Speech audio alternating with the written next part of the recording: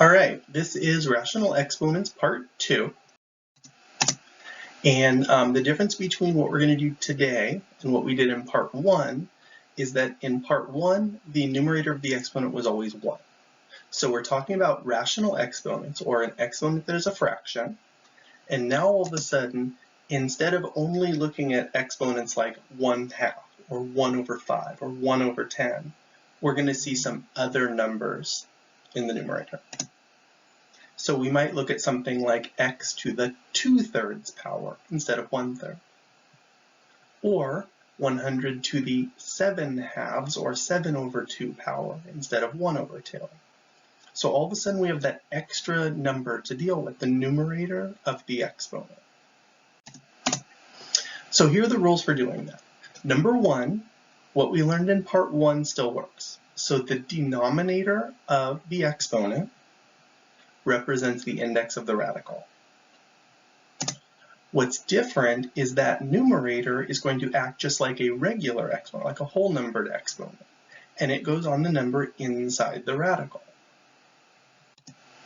So for our first two examples, I just want to practice switching back and forth from one form to the other.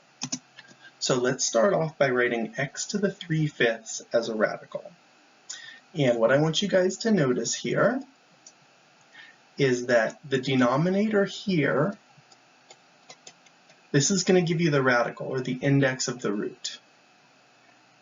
And this numerator here is going to act as an exponent. So because the denominator of the exponent is 5, I'm going to start with a 5th root. Now, when we did part 1, the base, meaning the x here, just went inside the square root. The only thing that's different is now you have that exponent that goes with it. So that would be our final answer there, the 5th root of x to the 3rd power. And for example 2, let's work that same question backwards. Let's say we are going to take the 4th root of x to the 7th, and we're going to write it without using a radical, using a rational exponent only. So we are going to take that x and we are going to raise it to some power, and the power is going to be a fraction.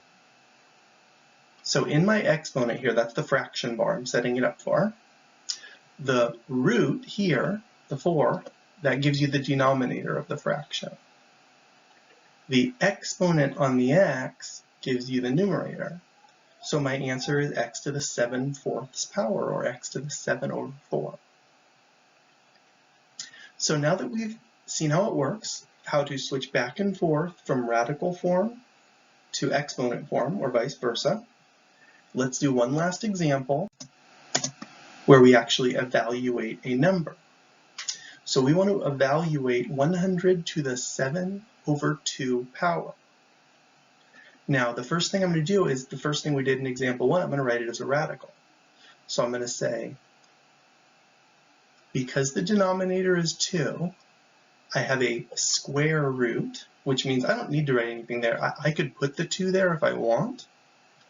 But remember, when you have a square root, we don't usually put it. So I'm going to erase it, actually. Let's get rid of that. We have a square root of 100 to the 7th power. Now, one thing that's interesting about this question, it doesn't matter which one you do first. It doesn't matter if you do the square root part first or the exponent part. Now, for this question, I don't want to do 100 to the 7th power because that would be a huge number. So I'm going to do it the other way. I'm going to do the square root of 100, and I'm actually going to put the exponent on the outside instead of the inside. You are allowed to do that. That's fine. And the reason I did that is because the square root of 100 is just 10. So this is 10 to the 7th power, and I don't even need a calculator for that one. There's a trick. When you're raising 10 to a power, you just have a 1 followed by that many zeros. So it's 1, 2, 3, 4, 5, 6, 7 zeros. I'll put in some commas here. So our answer is 10 million. 10 million. 100 to the 7/2 power ends up being 10 million. And I really wanted to show you this example because I want you guys to see that you're allowed to do this here. The exponent doesn't have to go inside the radical, it can go out. You're doing two steps when you do a rational exponent. The top number, the 7, was an exponent. The bottom number, the 2, is a radical, and you can do them in either order, whatever makes it easier for you.